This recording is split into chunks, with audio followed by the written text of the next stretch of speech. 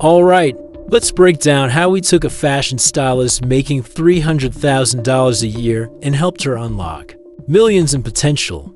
My name's Alex Hormozy, and I run acquisition.com, a portfolio of companies that collectively generated over $150 million in revenue last year. So, let's dive into the core issues we fixed in her business, and how you can apply these exact same tactics to scale yours.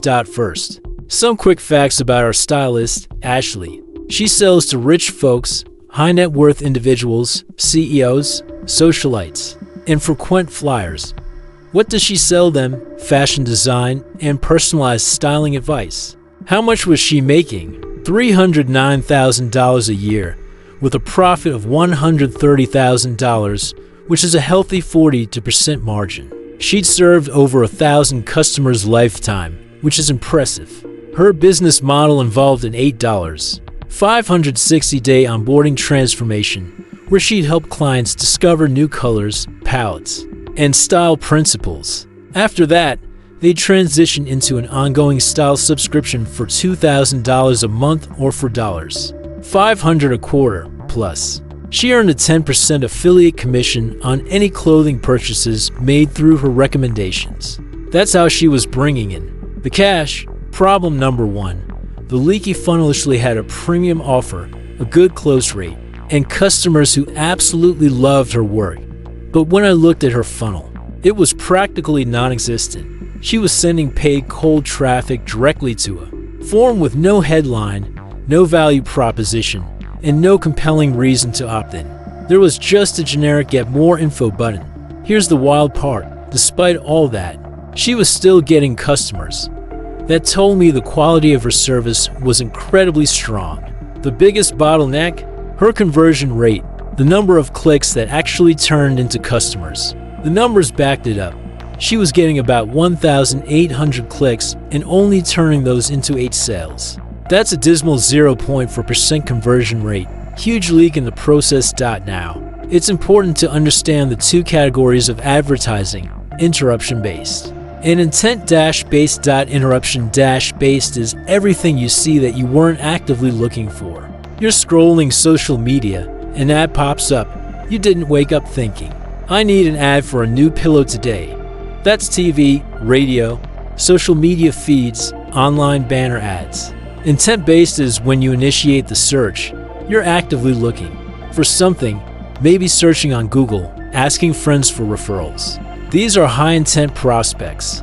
You need to track these metrics separately because they represent to different types of people who require different processes, and sometimes even different products. One of the biggest mistakes business owners make is blending these metrics. They'll say, "Man, my business is doing terribly," but they're comparing their cold traffic numbers to their warm, high-intent traffic numbers, and vice versa. The good news for Ashley was that we didn't need to change what she was selling. She was already converting a high percentage of the right people, and her price points were decent.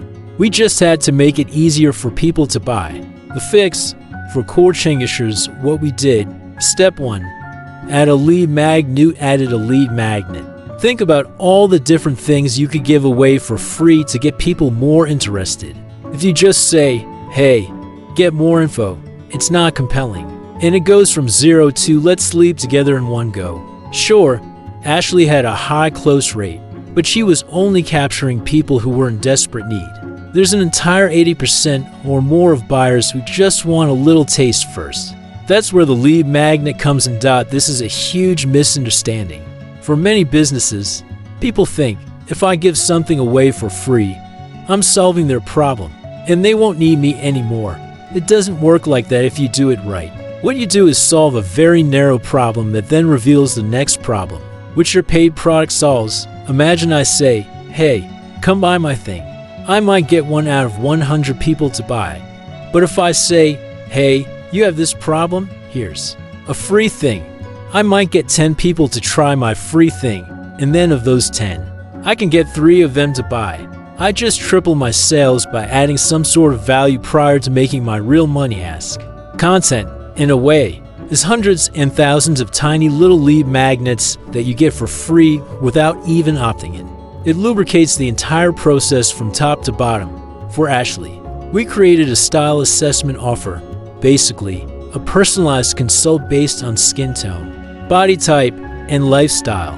For rich clients who feel their status doesn't match their wardrobe, and who care deeply about their appearance, obviously, I do. My style is impeccable. This is gold. What makes a great lead magnet? It needs to be fast, quick to consume, easy, simple to understand, and implement if applicable. Narrow, solves one very specific problem. Complete, provides a satisfying, albeit small, my favorite lead magnet of all time. I just remembered this the other day. Was in the dating space. How to know if a girl wants you to kiss her on a date.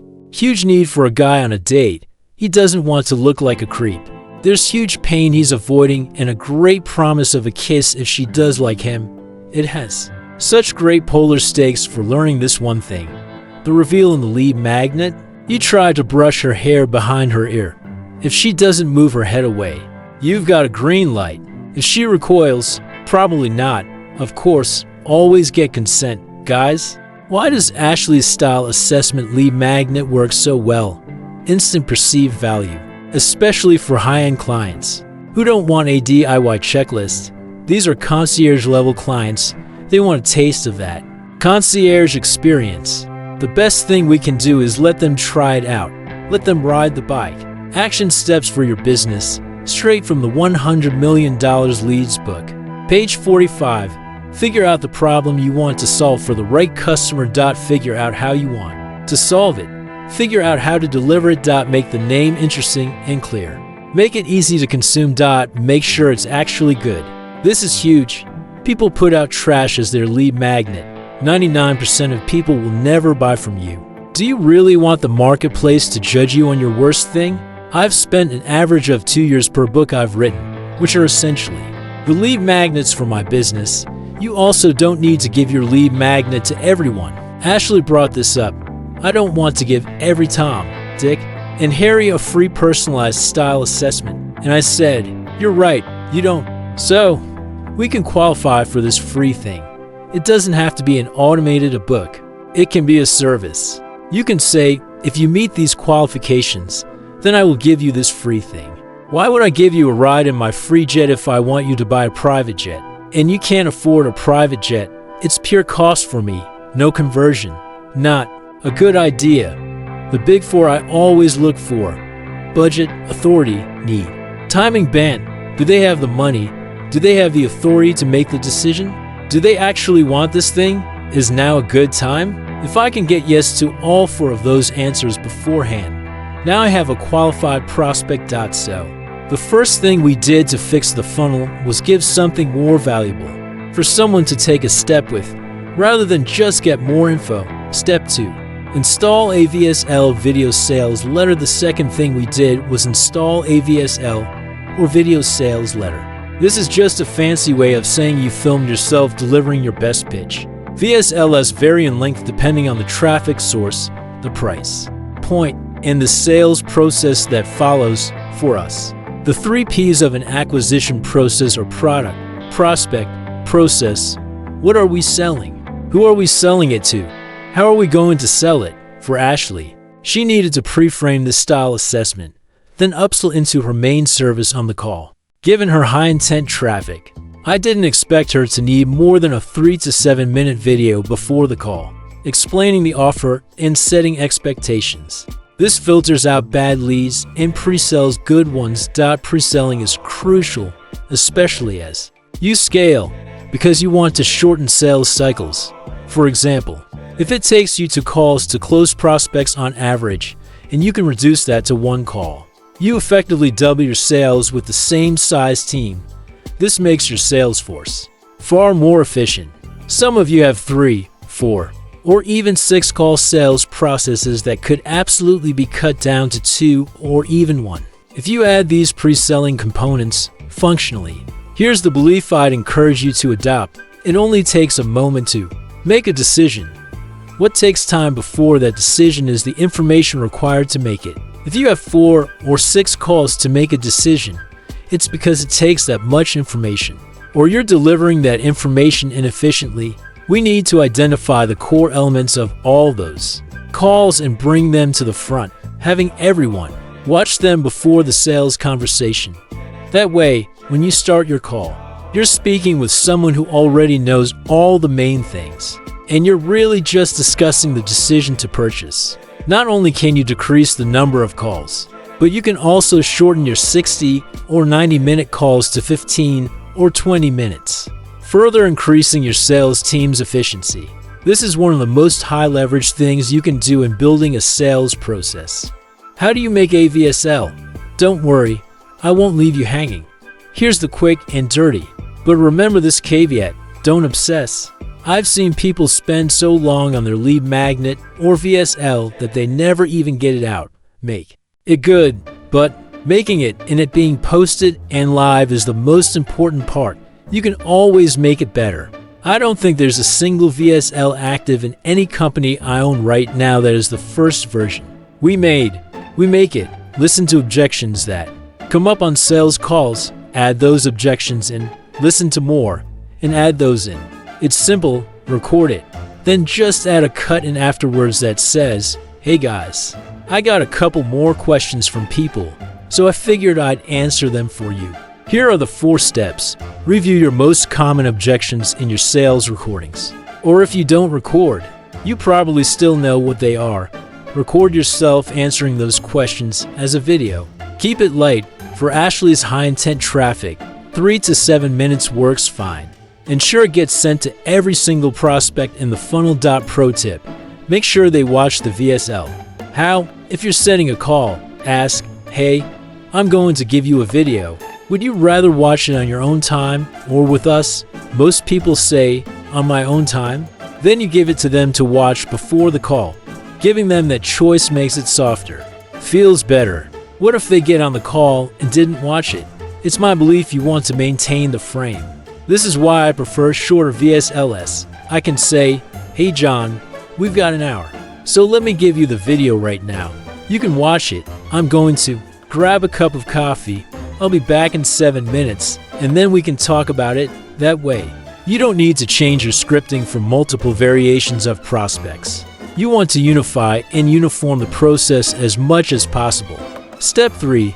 Qualify harder. This is one of those truths in my entrepreneurial career that just keeps getting truer over time. Like aging wine, speed over everything.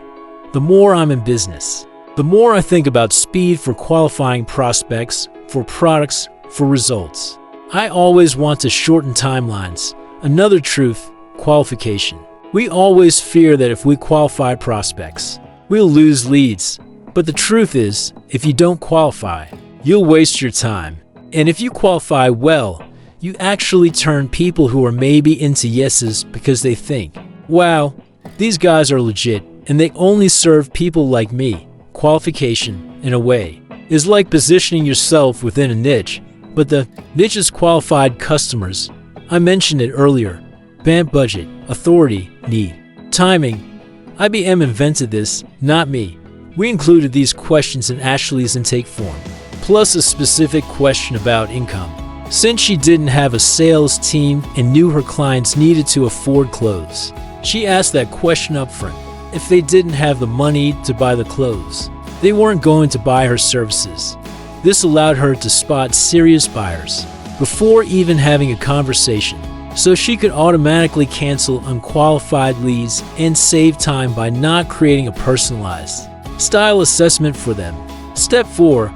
Rewrite the headlines. If there's ever something to test on your funnel, it's the headlines. 80% of your advertising dollar goes to the first words someone sees. It literally frames the rest of the page. That's why headlines are so important. It's not just about being compelling or interesting. It shifts how every other piece of information is consumed. It's the lens through which they consume your copy. We rewrote Ashley's landing page headline and sub-headline to focus on the freebie. Rather than trying to immediately ask for marriage, we said, hey, why don't we just get coffee? Why don't we just have a date? Why don't we just meet each other first? We renamed her offer to free lookbook to dress for your skin tone using your existing closet. If you're asking, How do I make a good headline? It's generally, how to yay without big insecurity here. The yay is dressed for your tone and also free lookbook. The using your existing closet directly addresses their biggest objection. Well, I don't want to buy a whole bunch of stuff. We wanted to lower the bar for them to get on the phone. So, where Ashley was barely converting 8 of her 1,800 blind clicks before. With this new setup, complete with a lead magnet, a sales video, a real qualification process, and a better headline, she should convert significantly more. The reason we did all this first is so we could be confident our bucket wasn't leaking before we cranked the dial on customer acquisition. We didn't want her wasting money on ads that weren't going to convert. Ashley is a textbook stage 4 in the $100 million scaling roadmap. She needed to identify and double down on her top 20% of customers. Make better free stuff to increase conversion rates and add qualifications or friction so the extra volume self-selects. If you look at our roadmap, you'll see this specialized product, price to serve, niche down avatar, which she already had. Make better free stuff and more creative to boost volume. Add qualification or friction so the extra volume self-selects every single one of these points and track her KPIs. She had this data because we asked for it for this episode, but she didn't have it before. When you do look at the data, a lot of things become obvious. 8 out of 1,800 feels low. You bet. It feels low. What do we need to do to fix it?